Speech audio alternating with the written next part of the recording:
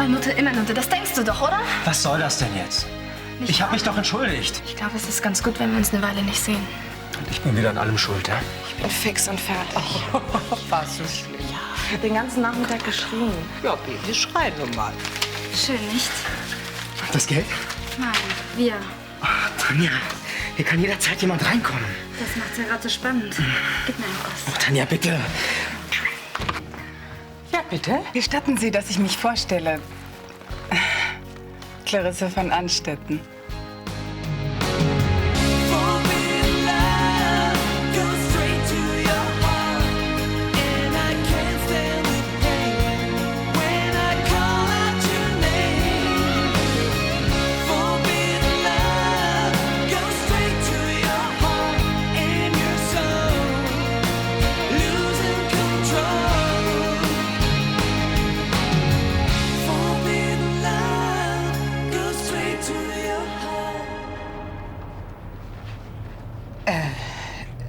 Angenehm. Iris Brandt. Das habe ich mir sofort gedacht. Genauso habe ich sie mir vorgestellt. Wollen Sie nicht reinkommen? Entschuldigen Sie, dass ich einfach so unangemeldet hier hereinplatze. Ja, das macht schon nichts. Ich wollte nur kurz mit Julia sprechen. Ach, das tut mir leid, die ist im Moment leider nicht hier. Oh, zu dumm. Naja, das war ja auch eine verrückte Idee. Aber wissen Sie, ich vermisse sie einfach. Ja, das Gefühl kenne ich, wenn die Kinder aus dem Haus gehen. Ich wollte nur mal so sehen, wie sie so lebt. Ja, vielleicht ein andermal. Naja, wenn Sie möchten, können Sie gerne auf sie warten. Ich mache uns einen Kaffee. Sie haben sicherlich Wichtigeres zu tun. Ja, also der Hausputz läuft mir ja nicht weg. Kommen Sie. Also gut, aber nur ein paar Minuten. Da. Nehmen Sie doch einfach Platz. So gemütlich haben Sie es hier. Ja, so unordentlich, wollten Sie sagen. Aber seitdem ich wieder berufstätig bin, bleibt halt doch eine ganze Menge liegen. Was ist das denn? Oh, Entschuldigung. Das ist von Max, dem Kind einer Arbeitskollegin.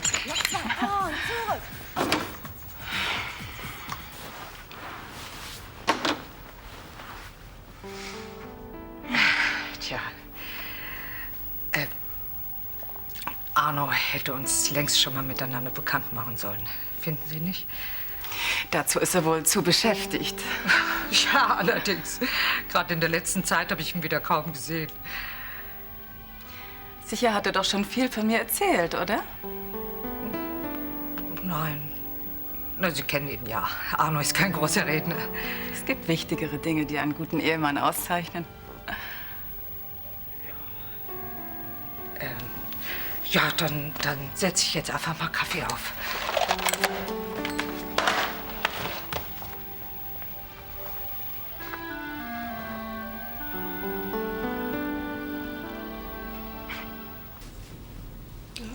Kalt. So. Aber wollen wir uns mal ansehen, was das Baby macht. Ja, hoffentlich ist alles in Ordnung. Oh, geil, man kann ja schon was erkennen. Es ist so eine Art Scanner wie beim Computer. Ja, junger Mann, das ist ein hochkompliziertes technisches Gerät. Ja, und wie funktioniert das Teil? Wenn ich Ihnen das vollständig erzählen wollte, dann säßen wir morgen noch hier. Ja, mich interessiert ja auch nur das Grundprinzip. Ja. So. Jetzt haben wir es. Und? Alles bestens, Anna. Das Baby entwickelt sich prächtig. Zum Glück. Da, schauen Sie. Hier, da liegt der Kopf. Und hier die Arme. Und das hier, das ist das Herz. Das schlägt. Oh Gott, schau mal, man kann sogar die Finger sehen. Das ist unser Baby. Niedlich, einfach toll. Aber man kann ja noch gar nicht erkennen, was es ist. Wie, was es ist. Ja, ob es ein Junge oder ein Mädchen ist. Das ist doch völlig egal. Hauptsache, das Baby ist gesund. Na, kriegen Sie das denn nicht genauer hin? Ich glaube nicht. Vielleicht, wenn Sie das Teil so nach... Das sollten Sie lieber mir überlassen. Ich möchte halt nur gerne wissen. tut mir leid, Herr Doktor. Aber ich glaube, ich komme das nächste Mal besser allein. Na, wir wollten es aber doch gemeinsam. Ja, dann reiß dich gefälligst zusammen. Kann ich jetzt weitermachen? Bitte.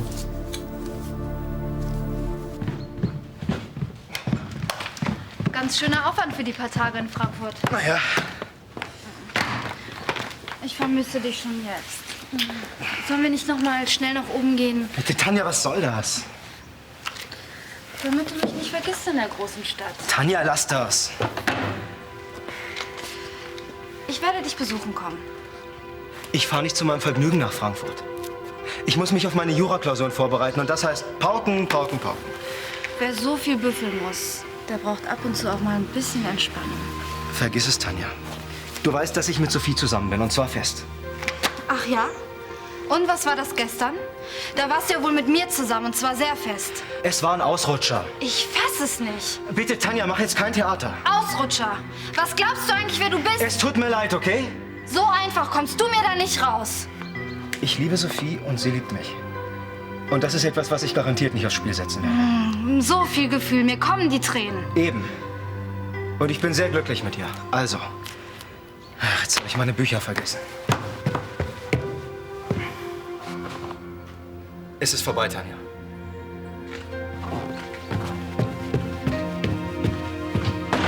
Was glaubst du? Ich konnte es einfach nicht glauben. Plötzlich nach 20 Jahren taucht Jan wieder auf. Ich hatte die Hoffnung eigentlich schon aufgegeben. Haben Sie denn in all den Jahren nie versucht, ihn wiederzufinden? Ich glaube, ich hatte einfach Angst davor, ihn wiederzusehen. Ich dachte, er müsste mich hassen nach all dem, was ich ihm angetan habe. Er hasst Sie aber nicht. Er spricht immer mit viel Respekt über Sie. Und dass er ausgerechnet dann aufgetaucht ist, als Julias Leben auf dem Spiel stand, da... Ja, das war ein glücklicher Zufall. Ich glaube nicht an Zufälle. Jan musste einfach auftauchen, damit Julia nicht stirbt. Es muss eine sehr schwere Zeit für Sie und Ihren Mann gewesen sein. Das war sie auch. Aber wir haben uns gegenseitig geholfen. Ich habe Ihren Mann damals im Krankenhaus kennengelernt. Ein bemerkenswerter Mensch. Das ist er. Aber sagen Sie es ihm nicht. Sonst bildet er sich noch was ein. Sie haben mit Arno aber auch einen Glücksgriff getan. Ich beklag mich auch nicht. Er hat sich wirklich bestens gehalten über all die Jahre. Ja, ich weiß. Aber sagen Sie es ihm nicht, sonst bildet er sich noch was ein. Ich hatte anfangs Schwierigkeiten, mit ihm über unsere Vergangenheit zu reden. Aber dann musste ich mich ihm stellen. Nochmal weglaufen, das... Hallo, Liebling. Schön, dass du schon da bist. Ich hab uns etwas Süßes. Wir haben gerade von dir gesprochen. Ach ja.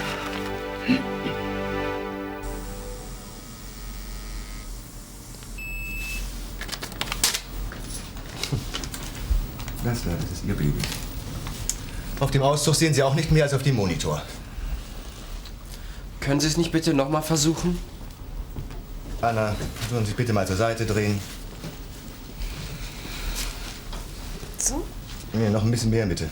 Ja, ja, so ist ideal.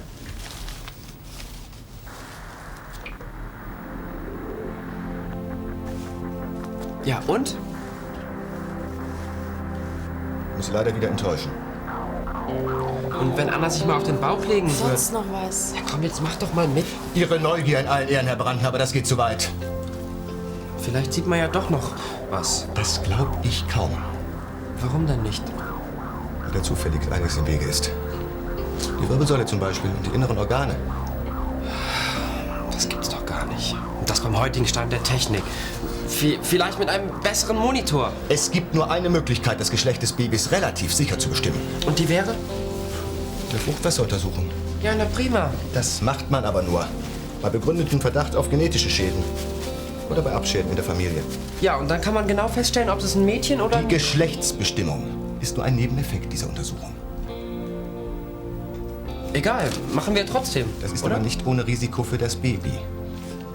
Bitte nicht. Nur keine Angst. Bei Ihnen ist eine solche Untersuchung sowieso unnötig. Sie sind doch jung und gesund. Was nicht heißt, dass wir sie nicht trotzdem machen können. Hier hast du dich versteckt. Ich habe dich schon überall gesucht. Ja? Christoph hat mir eine ganze Menge Arbeit aufgebrummt. Ich steig da einfach nicht mehr durch. Dafür aber bei anderen Dingen. So? Daran erinnerst du dich noch? Sowas vergesse ich nicht so schnell. Ja, habe ich eigentlich auch gehofft. Ich hätte mal wieder Lust auf ein schönes Abendessen. Mit Kerzenlicht, Champagner und viel Nachspeise. Klingt ja gut, aber es gibt ein kleines Problem. Das reicht gerade mal eben für eine Portion Pommes frites. Ich dachte, du schwimmst im Geld. Noch nicht, aber wenn ich weiterhin so viel Glück habe wie heute Morgen, den habe ich hier auf dem Teppichboden gefunden. Das ist ja merkwürdig. Hat wohl irgendjemand verloren. Vielleicht Christoph. Naja, der hat sicher nichts dagegen, wenn wir das Geld in ein kleines Abendessen investieren. Ist nicht. Den werde ich ihm schön zurückgeben. Dann musst du ihn dir holen. Ja, nichts leichter als das. Geld oder Liebe? Beides.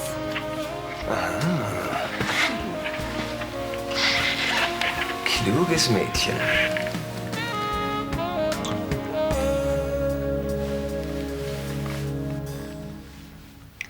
Und hat es Sie nie gestört, dass Jan nicht Ihr eigener Sohn ist? Ich habe keinen Unterschied gemacht zwischen ihm und meinen eigenen Kindern. Nicht wahr, Arno? Nein, nein. Ja. Und da hat er Sie sofort als Mutter akzeptiert? Naja, anfangs war er schon sehr verschlossen. Erinnerst du dich noch? Selbst dich hat er kaum an sich rangelassen. Hör doch auf mit den alten Geschichten, Ben. Interessiert das schon? Mich? Mich interessiert das sehr. Wissen Sie, Jan war ein sehr sensibles Kind. Ich glaube, er hat sich oft einsam gefühlt. Und Sag mal, Iris, wird es nicht langsam Zeit, dass du mit den Vorbereitungen beginnst? mit welchen Vorbereitungen denn? Für unsere Gäste heute Abend. Hast du es vergessen? Ich weiß nichts von Gästen. Dr. Hermann kommt mit seiner Frau. Ich hab's dir doch extra noch mal... Nein, du musst dich täuschen. Das werden wir noch mal sehen. Mutti, jetzt sprich du doch mal mit Anna. Ich lass das nicht machen und damit basta. Kinder, bitte, wir haben Besuch. Guten Tag, das ist eine Hallo, ich Untersuchung, bin- wie jede andere auch. Gehört, was der Arzt gesagt hat. Also jetzt mal Ruhe. Na, worum geht's denn eigentlich? Anna hat sich geweigert, eine Frucht... nach dem anderen. Anna. Florian hat sich einfach unmöglich benommen bei der Untersuchung.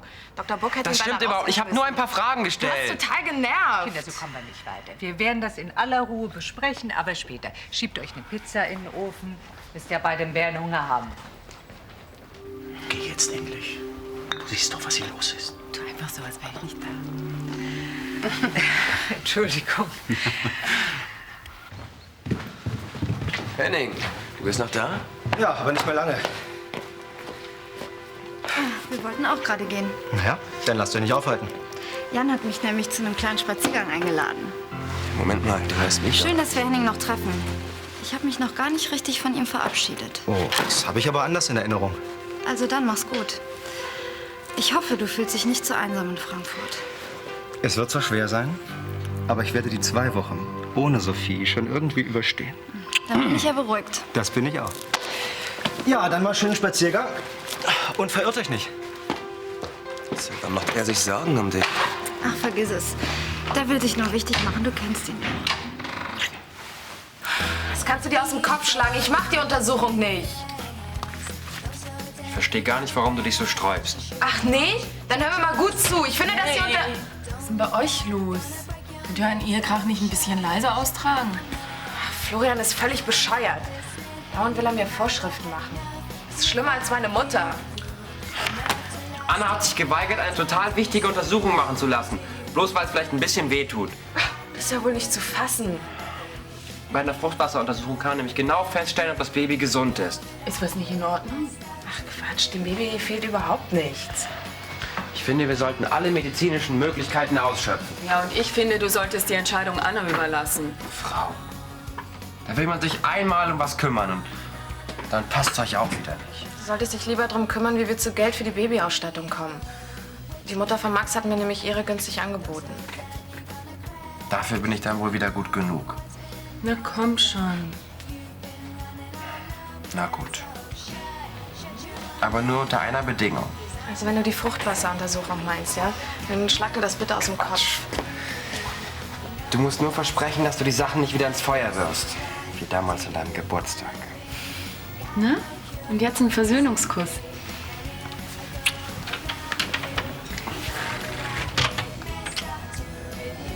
Es war wirklich sehr nett bei Ihnen, Frau Brandner. Vielen Dank für den Kaffee. Oh, keine Ursache. Und danke für die Sahnetorte. Ja, Wiedersehen. Ich möchte mich auf alle Fälle bei Ihnen revanchieren. Sie müssen mich auf Friedenau besuchen. Gerne. Ins Schloss wird man ja nicht alle Tage eingeladen. Du bist natürlich auch immer herzlich willkommen. Also, dann auf Wiedersehen zusammen. Ja, Wiedersehen. Du hast doch unsere Nummer auf Friedenau. Ja, habe ich. Wir melden uns.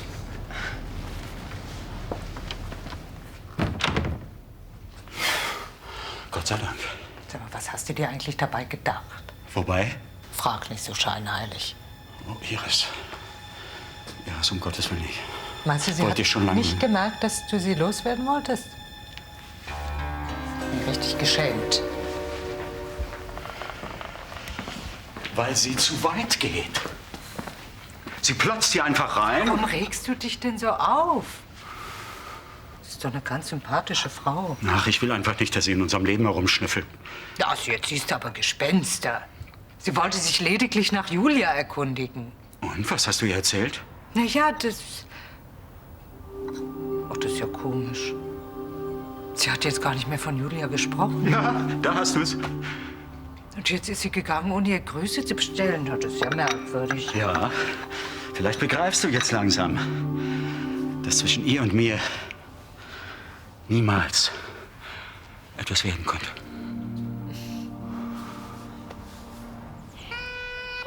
Hey, siehst echt stark aus. Ja, wie eine richtige Rockerbraut, ne? Mhm. Klar, Baby. Hallo. Hi. Hallo, Jan. Na, Alter? Auch Feierabend? Ja, Gott sei Dank. Was habt ihr noch so vor? Alex hat mich zu einer Tour auf seinem Motorrad eingeladen. Seit wann bist du an Motorrädern interessiert? Seit ich Alex kenne. Na ja? Demnächst trinkst du Bier aus Dosen und läufst in Motorradstiefeln rum, oder was? Na und? Steht dir bestimmt gut. Naja, wohin soll's denn gehen, wenn ich fragen darf? Keine Ahnung, einfach so ins Blaue. Mal sehen, wo wir noch landen. Und fertig? Ja, klar. Na dann, viel Spaß.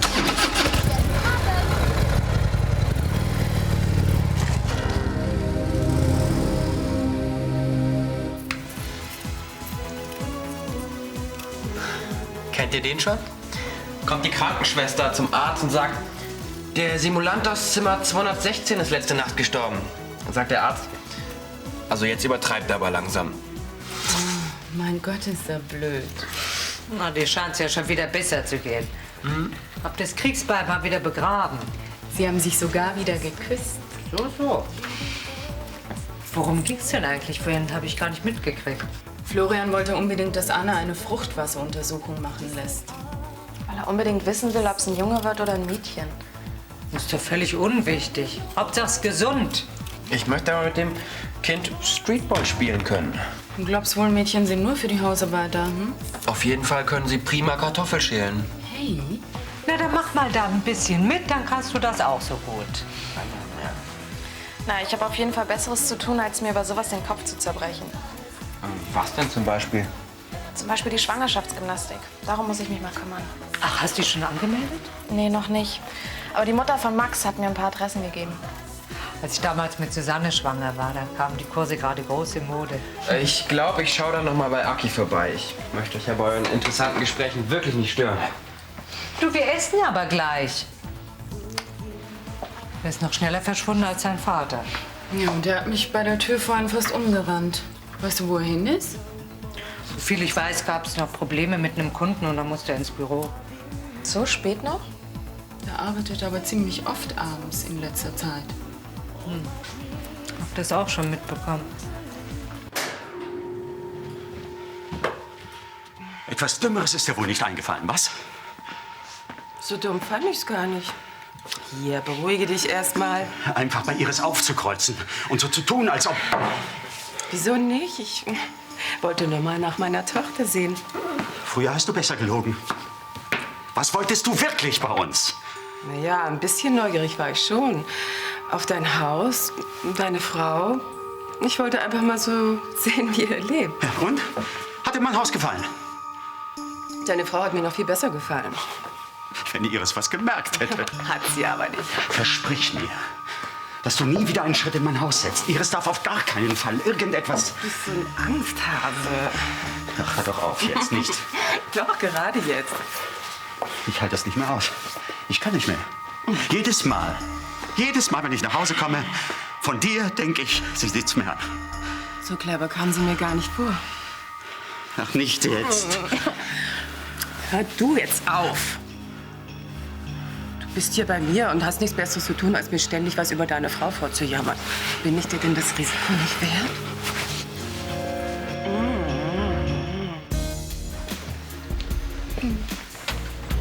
Also ich hätte nicht gedacht, dass Motorradfahren so viel Spaß macht. Du hättest wohl nicht gedacht, dass Motorradfahren mit mir so viel Spaß macht. Aber ich sehe sicher aus wie eine Hexe jetzt. Du bist eine Hexe. Du hast mich total verzaubert. Ist es schlimm? Furchtbar. Aber ich denke, damit wirst du wohl leben müssen. Ein schreckliches Schicksal. Ja, aber du hast es ja nicht anders verdient. Was hast du? Habe ich was Falsches gesagt? Nein, ganz im Gegenteil. Aber ich denke, ich fahre dich jetzt besser zurück. Ich kann sonst für nichts garantieren. Du musst doch nicht für irgendwas garantieren. Aber musst du nicht zurück zu den Brandners? Ach, mach dir mal um die keine Sorgen. Ich denke, die kommen auch ohne mich zurecht. Und dann kannst du mich ja zum Frühstück vielleicht nach Hause fahren. Aber du wolltest... Und bis dahin haben wir noch ein paar Stunden. Du meinst, du willst wirklich hier bleiben? Ja. Ja, du hast es begriffen.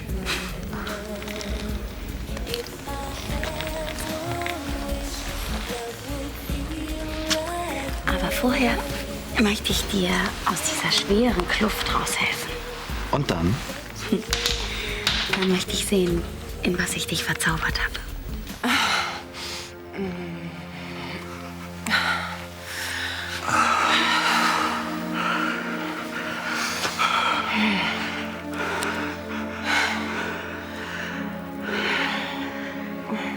Ich muss los. Ich habe Iris gesagt, dass ich nur kurz im Büro bin. Sie vermisst dich bestimmt nicht. Sie hat doch ihren Putzlappen, mit dem sie sich trösten kann. Sag sowas nie wieder, du. Was erwartest du eigentlich? Wenn du denkst, dass ich hinter deinem Hausweibchen ewig die zweite Geige spiele, dann hast du dich aber getäuscht. Wenn du glaubst, dass ich mich von dir unter Druck setzen lasse, hast du dich getäuscht. Und dass du es nur weißt. Ich liebe Iris. Deswegen schleichst du dich auch bei jeder Gelegenheit hier zu mir. Das ist vorbei. Ein für alle Mal. Unsere Affäre ist nämlich hiermit beendet. Beendet.